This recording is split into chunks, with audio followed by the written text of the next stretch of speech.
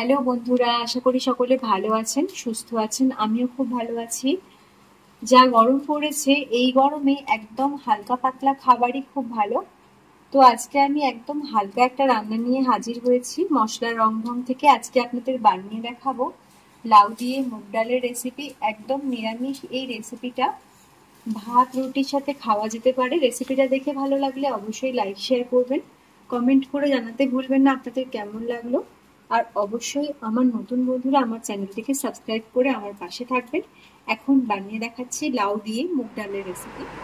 লাউ দিয়ে মুগ ডাল বানানোর জন্য আমি এখানে নিয়ে নিয়েছি একটা লাউ থেকে কিছুটা কেটে নিয়েছি, একদম কচি লাউ, খোসা ছাড়িয়ে ধুয়ে রেখেছি। নিয়েছি 3টে কাঁচা লঙ্কা, মুগ ডাল 100 গ্রাম, 1 টেবিল চামচ সর্ষের তেল, এখানে আদা আর জিরে একসাথে বেটে নিয়েছি হাফ টিস্পুন, নিয়েছি হাফ টিস্পুন হলুদ গুঁড়ো, তেজপাতা, শুকনো লঙ্কা আর হাফ টিস্পুন জিরে নিয়েছি ফোড়নের জন্য, নুন আর চিনি স্বাদ মতো ব্যবহার করব।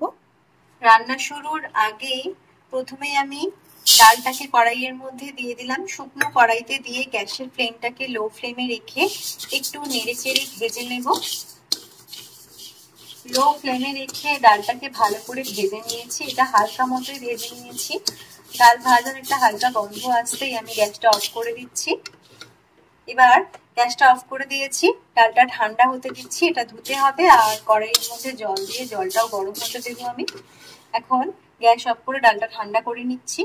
এখানে জল বসিয়ে দিয়েছিলাম কড়াইয়ের মধ্যে, ফুটতে শুরু করেছে আর ডালটাও ধুয়ে নিয়েছি। এবার ডালটা দিয়ে দিচ্ছি সিদ্ধ করার জন্য।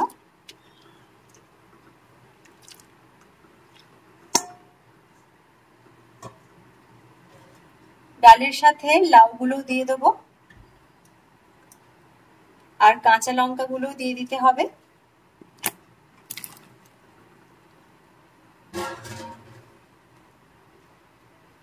এখন একটু হলুদ গুঁড়ো মিশিয়ে নিচ্ছি। এবার সিদ্ধ হতে দিচ্ছি আমি, ভালো করে নেড়ে চেড়ে মিশিয়ে নিচ্ছি। গরমকালে লাউ দিয়ে ডাল খেতে খুব ভালো লাগে ভাতের সাথে, এটা রুটির সাথেও খাওয়া যেতে পারে। এখন সিদ্ধ হতে দিচ্ছি। এখন ডালটা খুব ভালোভাবে সিদ্ধ হয়ে গেছে, এখানে লাউও সিদ্ধ হয়ে গেছে। এবার গ্যাসটা অফ করে ডালটাকে ঢেলে নেবো একটা অন্য জায়গায়। কড়াইটাকে একদম খালি করে পরিষ্কার করে নিতে হবে। ডালটা ঢেলে কড়াই পরিষ্কার করে নিয়েছি। এখন কড়াইয়ের মধ্যে দিয়ে দিলাম তেল, ফোড়নটা দিতে হবে।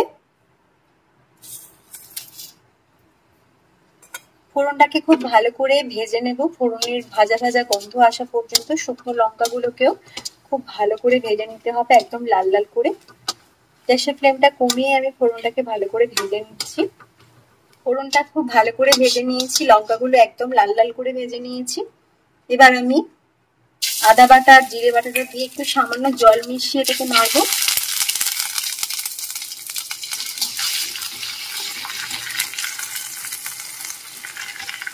যাতে আদাটা ফাটবে না, তেলে দেওয়ার সাথে সাথে এটা অতিরিক্ত ফাটতে থাকে। আমি একটু জল মিশিয়ে নিয়ে একটু নেড়ে চেড়ে নিচ্ছি। ভালো করে আদাটাকে নেড়ে চেড়ে নিয়েছি। এবার ডালটা ঢেলে দিতে হবে।